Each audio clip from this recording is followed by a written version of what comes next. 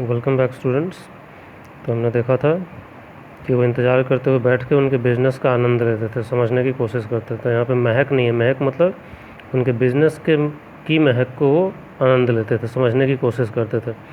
Soon he would come back, तुरंत वो वापस आते थे, holding in his hand a piece of gold brown leather. तो वो वापस आते थे, उनके हाथों में क्या होता था, गोल्डन ब्राउन कलर का लेदर होता था।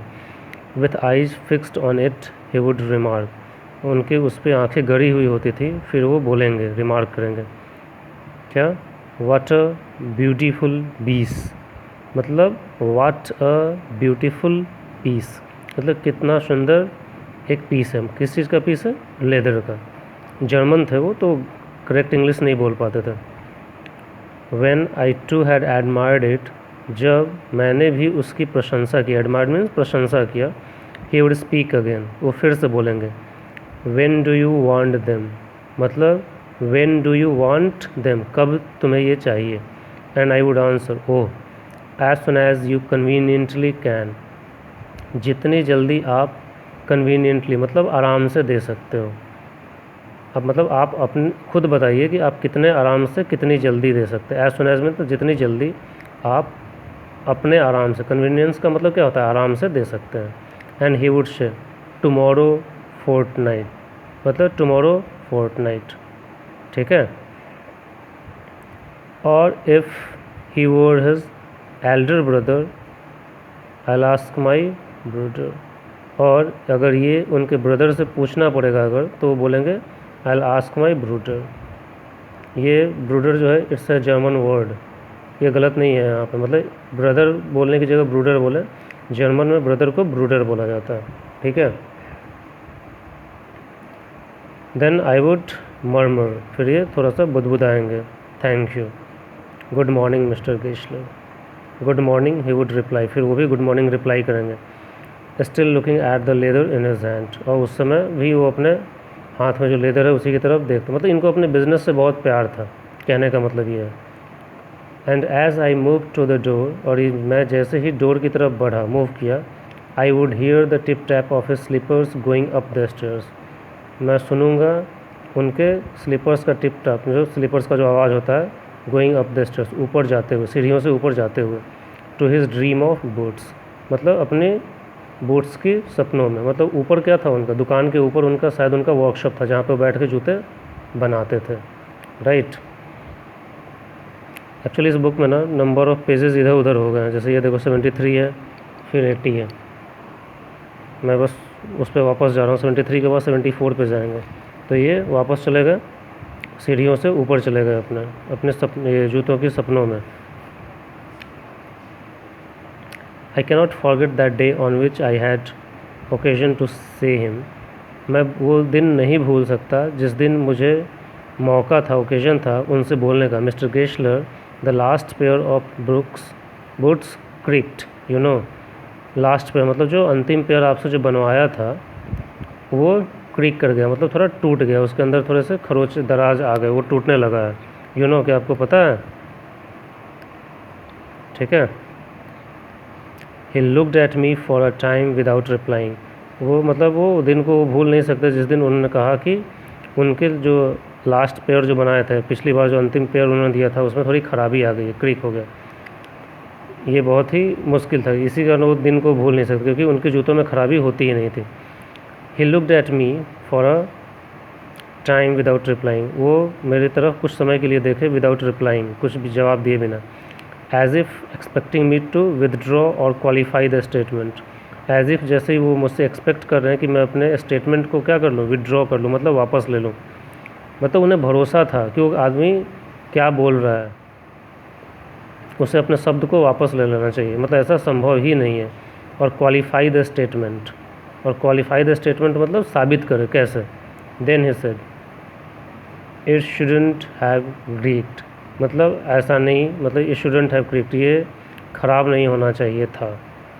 It did, I am afraid, तो ये राइटर बोले कि इट डिड मतलब हुआ है, आई एम सॉरी कहने का मतलब ये, आई एम अफ्रेड मतलब डरा हुआ, अफ्रेड मतलब डरा हुआ नहीं, मतलब इसका मतलब होता है आई एम सॉरी, ऐसा हुआ है। You got them wade before they found themselves, ठीक है, यू गॉट देम, ठीक है, विद, ठीक है, you got them back before they found themselves, मतलब कि आपने उसे ले लिया था उससे पहले कि मैं उसको अच्छे से बनाया होता, ठीक है, ये कहने का मतलब है। You found got them before I found themselves, इनका ये कहने का मतलब कि आप मुझसे वो पहले ही ले लिए थे, वो मतलब वो पूरा बनना कंप्लीट नहीं हुआ था, इस कारण उसमें खराबी आ गई थी, ये बोल रहे हैं। तो राइटर बोला आई डोंट थिंक सो, नहीं मुझे ऐसा नहीं लगता है। At that time he lowered his eyes, उस समय उन्होंने अपनी आंखें झुका ली। As if hunting for memory of those boots, जैसे कि वो उन जूतों के बारे में याद करने की कोशिश कर रहे हैं, सर्च कर रहे हैं, हंट कर रहे हैं, कुछ याद आ जाए। एंड आई फेल्ट सॉरी, मुझे बुरा लगा। I had mention this grave thing, कि मैंने इतनी भयानक चीज़, ग्रेव मतलब बहुत ही बड़ी चीज़, मतलब उनके लिए जूता ख़राब होना एक भयानक चीज़ थी और वो बुरा फील कर रहे थे। जेन डेम बैक, मतलब कि सेंड देम बैक, वापस भेजिए उन्हें। He said I will look at them, मतलब उनकी तरफ मैं, मतलब उन जूतों को मैं फिर से देखूँगा। जम बूट्स, मतलब सम बूट्स, ही कंटिन्यूड स्लोली, आगे कंटिन्यू किए, आर बैड फ्रॉम बर्ड, मतलब वो जन्म से ही, मतलब जब से बने होते हैं तब से ही बुरे होते हैं वो। If I can do nothing, मतलब if I can do nothing, if अगर मैं कुछ नहीं कर सकता विद देम, उनके साथ, I take them off your bill, फिर मैं वो आपके बिल से बाहर, मतलब उसके पैसे मैं नहीं लूँगा, ये कहने का मतलब। जम बूट्स मतलब सम बूट्स, वही मैं बताया जो बार बार कि वो जर्मन थे तो करेक्ट इंग्लिश नहीं बोलते थे, प्रोनाउंसिएशन उनका थोड़ा गलत होता था, जर्मन प्रोनाउंसिएशन होता था, मतलब कहने का मतलब। तो ये अजीब सी चीज़ थी उनके लिए, क्योंकि उनका जूता ख़राब नहीं होता था। तो वही उन्होंने बोला यहाँ पे, you got them before they found themself, मतलब कि आपने उसे पहले ही ले लिया था। वंस, एक बार, ओनली वंस, एक ही बार, I went absent mindedly into his shop in a pair of boots bought in an emergency at some large firm, एक बार, सिर्फ एक बार, आई वेंट एबसेंट माइंड, मतलब ध्यान भटका हुआ, एबसेंट माइंडेड मतलब ध्यान कहीं और था, और ये इनके शॉप पे चले गए in a pair of boots, मतलब एक ऐसा पेयर पहने हुए, bought in an emergency at some large, जो कि इन्होंने एक बार, जो राइटर बोल रहे हैं, मैं उनके दुकान में चला गया एबसेंट माइंडेडली, मतलब इनका दिमाग कहीं और लॉस्ट था, वो एक जूता पहन के जो इन्होंने कहीं इमरजेंसी में, मतलब बहुत ज़रूरत में किसी दूसरे बड़े दुकान से ख़रीदा था, फॉर्मल दुकान किसी में ख़रीदा था। He took my order without showing me any leather, इस बार उन्होंने ऑर्डर ले लिया और कोई भी लेदर शो नहीं किया। And I could feel his eyes penetrating the interior covering of my foot, और आई कुड सी, और ये देख सकते थे, हिज आइज़, उनकी जो आंखें थी पेनिट्रेट कर रही थी, पेनिट्रेट मतलब एकदम देखने की कोशिश कर रही है। पेनिट्रेट का मतलब होता है किसी चीज़ के अंदर घुस जाना पूरा, जैसे ये है पेन है, पेंसिल जो भी है, इसको मैं इसको दबा रहा हूँ ऐसे, तो ये मतलब पेनिट्रेट कर रहा हूँ, मैं इसे दबाने की कोशिश कर रहा हूँ, अंदर जाने की कोशिश कर रहा हूँ। तो ये उनके दुकान पे क्या था, किसी दूसरे दुकान से ख़रीदा हुआ इमरजेंसी में जूता पहन के चले गए थे ऑर्डर देना, ऑर्डर तो ले लिया उन्होंने, लेकिन कोई इस बार लेदर दिखाया नहीं। एंड ही कुड फील, और ये राइटर बोल रहे हैं कि मैं नहीं महसूस कर सकता था कि उनकी आँखें मेरे जूते के अंदर की जो कवरिंग है उस तक देखने की कोशिश कर रही थी। At last he said those are not my boots, फिर अंत में उन्होंने बोल भी दिया क्या, those are not my boots, ये मेरे बूट्स नहीं हैं जो वो पहन के गए थे। The tone was not one of anger, मतलब उनका जो टोन था बोलने का, कोई गुस्से में नहीं था, नॉट ऑफ सॉरो, और ना ही दुख का था, नॉट इवन ऑफ कंटेम्प्ट, और ना ही कंटेम्प्ट का था, कंटेम्प्ट मतलब ना ही उनको लज्जित कर रहे थे वो। But there was in it something quite that froze the blood, लेकिन उनकी आवाज़ में फिर भी कुछ ऐसा था जिसने राइटर के ब्लड को फ्रोज कर दिया, मतलब उनको बिल्कुल ही स्थिर कर दिया।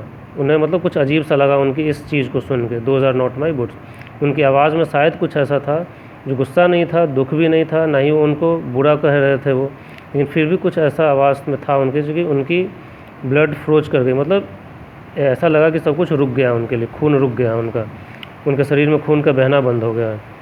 ही पुट हिज हैंड डाउन, उन्होंने अपना हाथ नीचे किया, pressed a finger on the place where the left boot was not quite comfortable, और उन्होंने जो बूट पहन रखा था राइटर, उस पर मिस्टर गेस्लर ने अपना एक ऐसे जगह हाथ रखा जहाँ पे लेफ़्ट बूट पे, जहाँ पे वो बहुत ज़्यादा आरामदायक महसूस नहीं हो रहा था राइटर को। इट हर्ट्स यू देयर, मतलब इट हर्ट्स यू देयर, ये आपको यहाँ पर नुकसान पहुँचाता है, मतलब यहाँ पे आपको तकलीफ़ देता है। ये देख रहे हो, ये वो देख के ही पहचान गए। लेफ़्ट बूट में एक ऐसी जगह हाथ रखा जो बहुत ज़्यादा कंफर्टेबल नहीं था, तो इन्होंने बोल भी दिया। देखो वो कहाँ, वो तो सिर्फ देख रहे हैं जूते को ना, देख के उन्होंने बोल दिया इट हर्ट्स यू, ये आपको इस जगह पे तकलीफ़ पहुँचाता है। He said those big worms have no self respect. Those big worms मतलब दोज बिग वर्म्स मतलब फॉर्म, दुकानें, यहाँ पे पढ़े थे ना हम लोग, फॉर्म्स। हैव नो सेल्फ मतलब उनका कोई आत्मसम्मान नहीं है, वो सिर्फ बेचना जानते हैं, कुछ भी बेच देते हैं। And then as if something had given way within him, और फिर कुछ ऐसा जैसे कि उनके अंदर कुछ चीज़ आ गई हो। ही स्पोक लॉन्ग, और वो लंबे समय तक बोलते रहे। एंड बिटरली, बहुत तीखा बोले वो, बिटर मीन्स तीखा मतलब बुरा बोले वो। It was the only time I ever heard him discuss the conditions and hardships of his trade. ये सिर्फ अकेला समय था जब उन्होंने, राइटर ने सुना उनसे ये डिस्कस करते हुए उनके बिज़नेस के बारे में क्या कंडीशन है, और हार्डशिप्स मतलब कितनी कठिनाइयाँ हैं उनके ट्रेड और बिज़नेस के बारे में। मतलब उनकी, देखो अब कितना वो आदमी एक्सपीरियंस था कि जूता में राइटर पहने हुए है और उन्होंने एक फिंगर रख दिया एक ऐसे जगह पे, लेफ़्ट बूट में, बाएं पैर पे, जहाँ पे इनको लगा कि वो कंफर्टेबल नहीं है राइटर, और बोल भी दिया उन्होंने कि इट हर्ट्स यू देयर। इन बड़े फॉर्म्स के कोई सेल्फ रिस्पेक्ट नहीं है, मतलब वो सिर्फ सामान बेच देते हैं, अच्छी क्वालिटी नहीं देते हैं। और फिर वो as if something had given way within him, उनके अंदर ऐसा लगा कि उनके अंदर कोई रास्ता, मतलब कुछ आ गया है, और वो लंबा बोलते गए और बुरा भी बोले थोड़ा, कि ये जितने भी बड़े फॉर्म्स हैं उनकी कोई रिस्पेक्ट नहीं है। और फिर उन्होंने बताया कि उनके बिज़नेस की अब क्या कंडीशन है और कितनी कठिनाइयाँ हैं। दे गेट इट ऑल, ठीक है, सारा बिजनेस अब उनके पास जा रहा है, ये कहने का मतलब है। They get it by advertisement not by work, वो ये सब कुछ बिज़नेस उन्हें अब जा रहा है बाई एडवर्टीज़मेंट, मतलब प्रचार करके, नॉट बाई वर्क मतलब क्वालिटी से नहीं, काम से नहीं।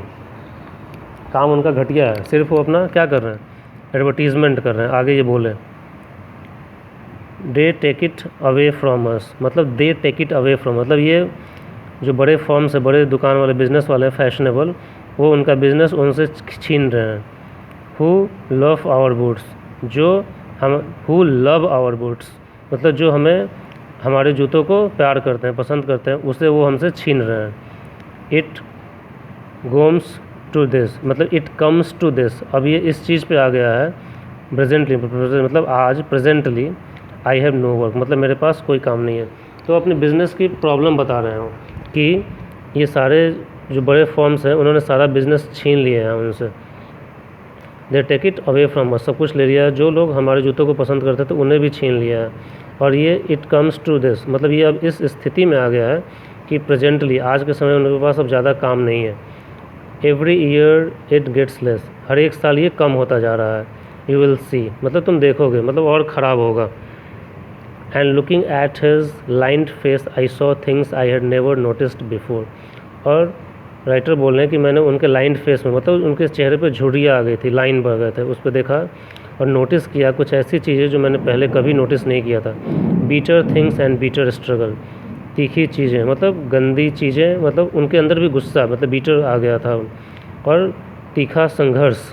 And what a lot of grey hairs there seemed suddenly in his red beard, और उनके रेड बियर्ड में अब ग्रे कलर के हेयर्स भी सडनली अब दिख रहे थे। कहने का मतलब सिचुएशन बहुत ख़राब हो गई थी। ठीक है, let me close this video, next video में फिर आगे हम पढ़ते हैं। Okay, thank you.